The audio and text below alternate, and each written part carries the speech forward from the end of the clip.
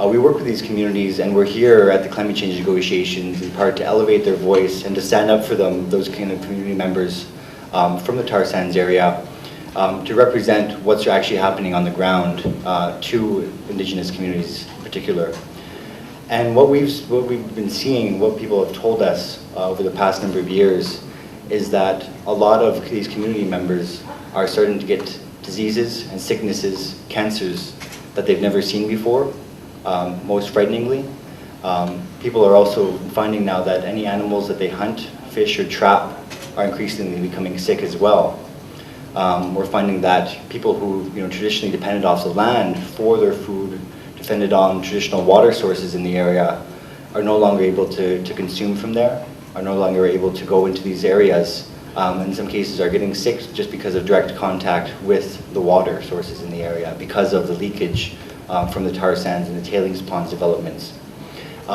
What some people are saying from these communities is that in a few years they'll no longer be able to hunt or fish because of the extreme amount of concentrations of pollutants inside of some of these animals. And what this really represents is the cultural destruction of some of our peoples. If it means that they're no longer able to practice their traditional lifestyles, if it means that they're no longer able to practice their human rights, their treaty rights, rights that were given to them, rights that were affirmed with the signing of the Constitution of Canada, for example, but also rights that are applicable under the UN Declaration on the Rights of Indigenous Peoples. And so partly why we're here in Durban is to express our extreme disappointment with the Canadian government, or extreme anger really, that Canada is here peddling the tar sands to an international level, calling it ethical oil, really misrepresenting the situation on the ground, and sort of using this as a sort of means to go and try and actually block progress here for the rest of countries, for the rest of the world. Canada's already generated a number of fossil of the Day awards, number of Fossil of the Year awards in the past as well. And that's primarily because of these tar sands developments and their expansion that Canada is so intent on preserving, so intent on protecting, that it gets in the way of them thinking about domestic populations in Canada and those marginalized and impacted communities around the world. And so we want Canadians to know, as opposed to Minister Kent's statements yesterday, that Canadians were in fact proud of the tar sands, that we are not proud. We're not proud of what's happening in our backyards. We're in fact angry about it, and we want it to change. In fact, we want to apologize to the rest of the world for the actions of Canada, for the actions that the Canadian government is taking here at these kind of climate change negotiations. And we also want to let people know that there's increasing and ever-growing opposition domestically within Canada and other parts of the world to the tar sands and the related developments. Just today in the United States, in Washington, D.C., Indigenous Environment Network and some of our partners with the Grassroots Global Justice Alliance hand-delivered 70,000 signatures on petitions to Washington, to the government, the U.S. government, to try and get the U.S. government to not just delay the Keystone XL pipeline, but to cancel the project altogether. And that's a result of, after months and months of heavy pressure of tens of thousands of people in the streets in Washington demanding that the U.S., take back their position on support for the Keystone XL pipeline. In Canada, in British Columbia, we have over 100 First Nations communities that have stepped up and said they're opposing the Enbridge Northern Gateway pipeline. And so it's important to know that a lot of these projects won't go through because of the opposition of Indigenous communities. In Alberta itself, a lot of this opposition, a lot of this grassroots leadership is being led by First Nations communities. And they're leading with political movements, they're leading with social movements, and they're also leading with legal lawsuits that threaten to sort of derail a number of the tar sands proposed expansions.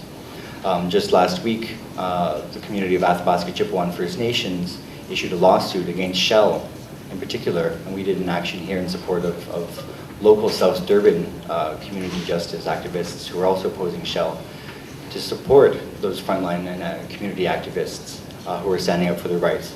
And so we want, basically the world to know, Canadians to know, delegates here to know, why we're here, and that real Canadians do support just climate solutions and do not support our Canadian government's reckless tossing around of tar sands. And I think the message here that we're trying to also deliver is that time is over for false solutions and the fossil fuel regime, and the time is now for just climate solutions. Thank you.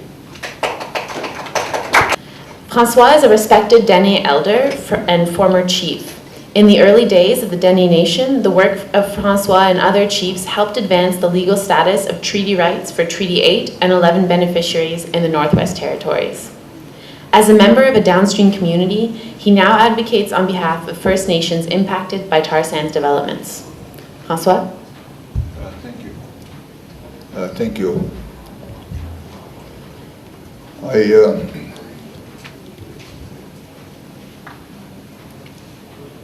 Being to this part of the world, to this climate change conference, and hearing what the government of Canada has to say about climate change, I'm kind of insulted of Mr. Kent's remark that he's proud of the tar sands. Canada is regarded as a beautiful country. It is a beautiful country. I live by the second largest national park in the world, Wood Buffalo National Park. It houses the largest free-roaming herd of buffalo. It also has the whooping crane that is right in the flight path of the tar sands. The Peace Athabasca Delta is one of the largest freshwater deltas in the world. We live in the second largest migratory bird route in Canada. I belong to the Dene Nation, that we have 33 First Nations north of the tar sands.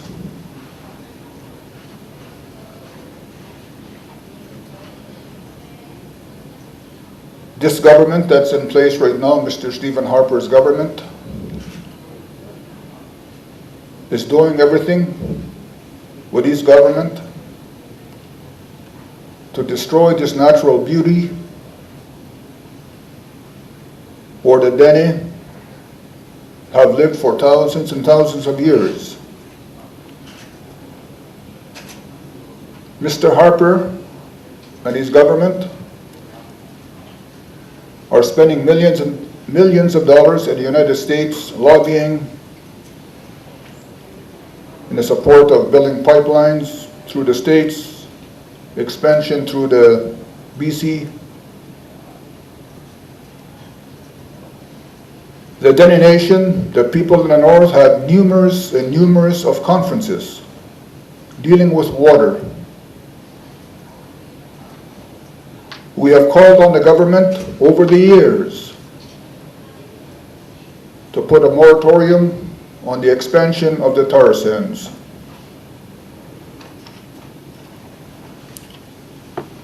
This killing field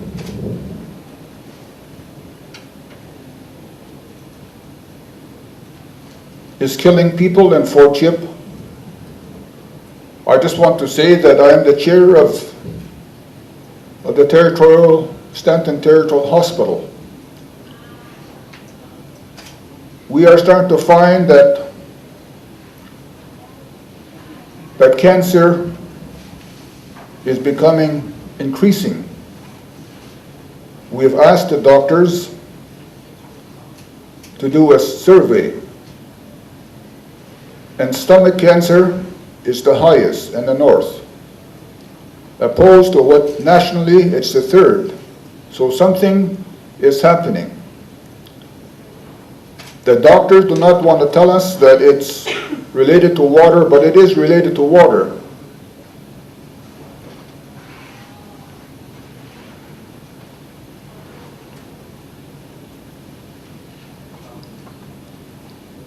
This land that I come from, it is beautiful.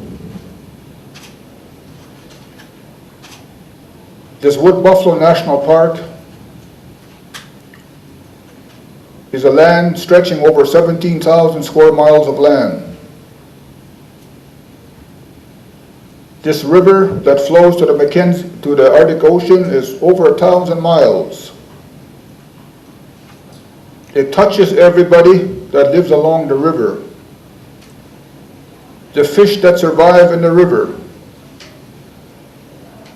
We are 200 miles downstream from the tar sands.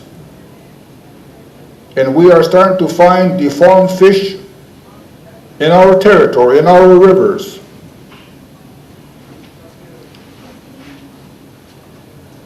Canada does not have a plan for the tar sands. Canada does not have a plan for water. There is no plan for what to do with water. Canada does not have a plan for energy.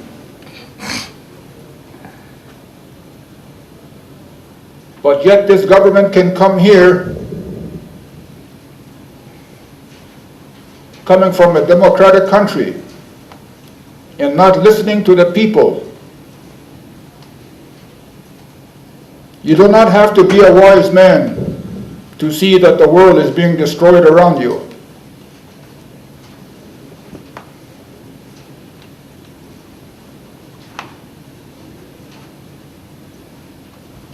Yes, these people, these two, and more of them,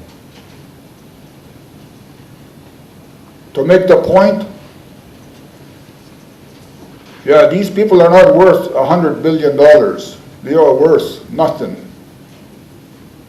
If they continue to destroy the land that belongs to all people in Canada, and particularly the Indigenous people that live in that territory and to survive on the land.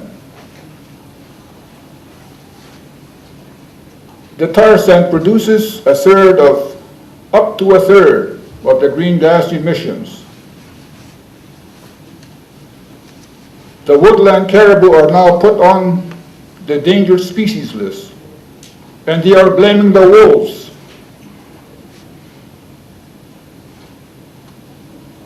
And the expansion of drilling in their territory, the wolves, the caribou cannot handle that.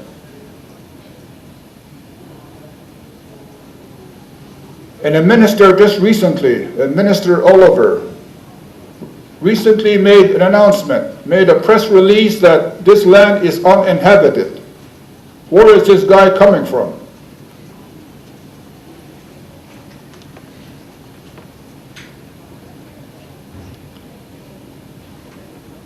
I just want to say that I come from Treaty 8 and Treaty 11, the territories. We expand all of the rivers, the watersheds that flows to the Arctic Ocean.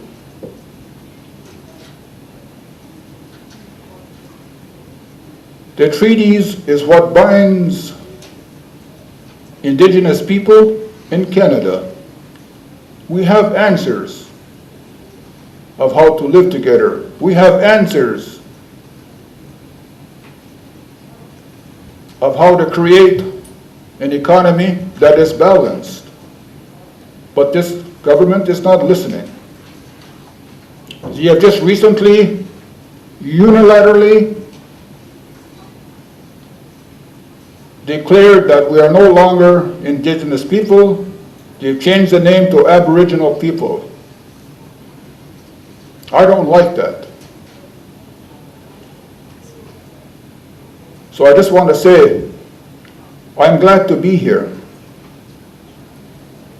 I'm glad to say that this country that I live in is beautiful, and is still beautiful, but if these two cowboys here continue to do what they're doing,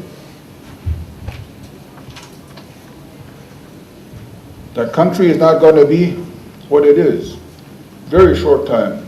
So I just want to thank the organizers for asking me to come here. Masi Cho. I've spoken to so many people from Canada, and I don't think any of them feel that the government represents them. You seem to have an imposter who's taken it over. and it's very dangerous in Pastor, judging by what's happening with the tar sands. So do you have any environmental laws under which you could actually get rid of them? Or have you got any means of getting them out the vote, or are they popular in Canada? I can't believe it. I don't know anybody who they represent.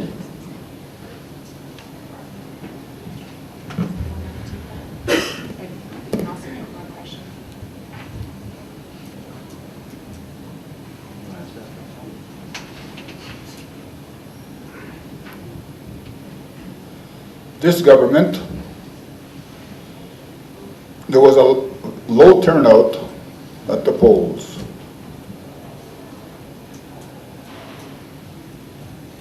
But somehow they got a majority. So they can do everything in their power to do what they want to do. It's an embarrassment that the opposition parties were not asked to be part of this conference. I have an MP from the Northwest Territories that's sitting here that had to go and seek out another organization to allow him into this conference. Now that, to me, is an embarrassment. That's the first time in the history of conferences that Canada has done that. Canada are changing their laws, policies that are dealing with water, with fish, and they're making it easy for industry to come in.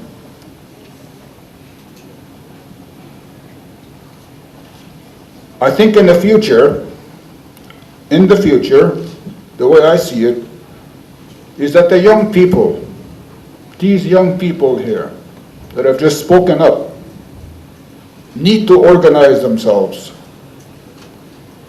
so they can be heard, so they can go to the polls and change the direction of where this government is going with climate change and the tar sands.